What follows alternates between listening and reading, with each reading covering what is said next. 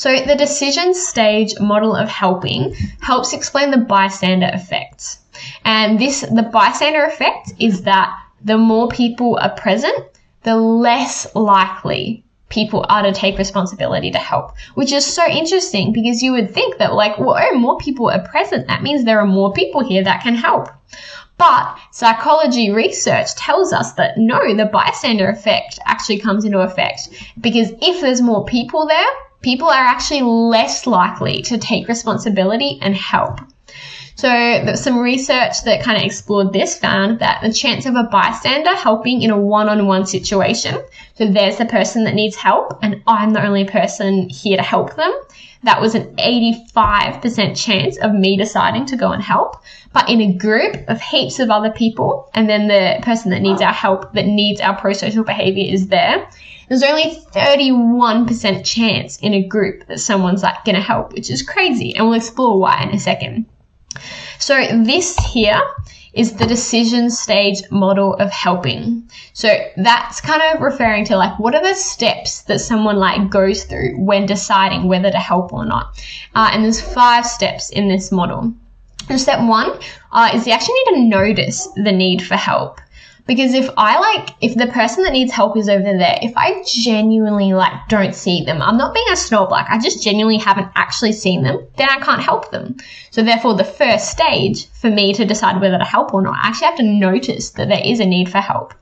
Step 2, I need to decide that it is an emergency. So I need to decide that help is actually required.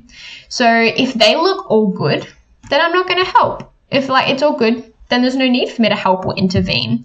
But if I decide, it's an emergency, I need to help, then I'm going to progress to step 3. An interesting thing is also if the situation is ambiguous, that will lower the likelihood of someone helping out. Because if you're I actually don't know if they need my help or not. For example, if you can't tell if they're injured, for example, if a person is laying down unconscious on a picnic rug in a park, you might be oh, are they dying and I should call an ambulance, or are they having a nap in the afternoon sun? It's ambiguous. I don't know if it's an emergency, so I'm probably not going to go help. Because if I wake them up from their nap, that's really embarrassing. I feel really bad, so I'm just not going to help. So that's just one example. You need to decide if it's an emergency and if help is actually required. Step 3, potentially the most important, decide to take responsibility. I saw the need for help. They definitely need help. It's an emergency. I'm going to take responsibility. Or, no, I'm not going to take responsibility. There's 2 options there. And if you say, no, I'm not, then you stop. We don't keep going through the model. You decide not to step in and help.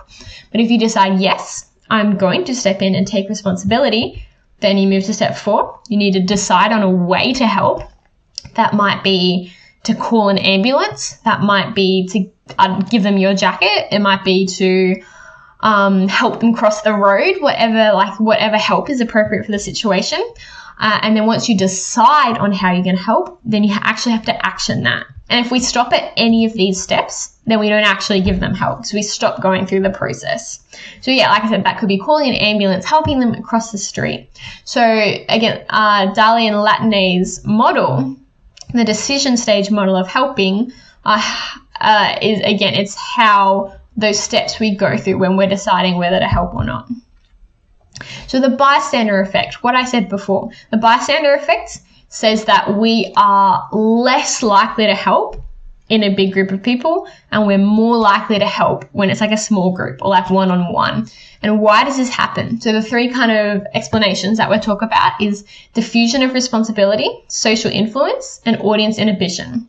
So diffusion of responsibility is when we're less likely to take responsibility when there's others around. So I literally kind of imagine that almost as actual diffusion, because if you're surrounded by 100 other people, the responsibility kind of actually diffuses. And that could actually be intentional or as a result of confusion. For example, you might genuinely think someone else is going to help, or you might just think, but there's so many other people here, why should I help? I think someone else should help. So there's kind of that diffusion of responsibility. In the model here, we can see that you need to take responsibility. And so it's interesting here that when we have a large group of people, diffusion of responsibility can kind of happen, because it's kind of like, well, okay, there's a lot of us here. Who's going to take responsibility? So that is why, for example, when they say if you're like a first aider or a first responder managing an emergency situation, they say it's actually really, really important to say, you call 000, because if you just yell, call 000, then diffusion of responsibility will occur, because people are less likely to do it. So they might think, well, oh, what if someone else does it? Oh, like I wouldn't hate to bother emergency services and call twice. Surely someone else will do it because it's a larger group. Diffusion of responsibility has happened. So that's why if you are like dealing with an emergency situation, it's very important to be like, you stay here with the person. I'm going to do first aid. This person should call for help, and to have those really clear roles. Or people just don't know what to do because we don't know who's going to take responsibility. Second one, social influence, which is our reaction is influenced by the reactions of others. So if, for example, everyone else around you seems really worried about this person in distress, we're more likely to be worried as well and to take action that like follows in that train of thought. But if everybody else is walking by, then we're more likely to participate in the bystander effect as well. It's like in these videos of like a homeless or a sick person sitting on a step, like with a sign, and everyone just walks past them. But then when one person stops, people are, oh, okay, well, they're doing it too. So then another person might stop as well. So there's kind of that idea that, again, we're very influenced by other people. So our reaction might be influenced by that. Last one, audience inhibition. Is like, for example, an example of that is like, but what if like people judge me? So you're less likely to do something because you feel like inhibited by the audience. Like, oh, like I'm not going to help because there's all these people here. What if I mess up? What if they judge me? So you don't take help because of the large number of people.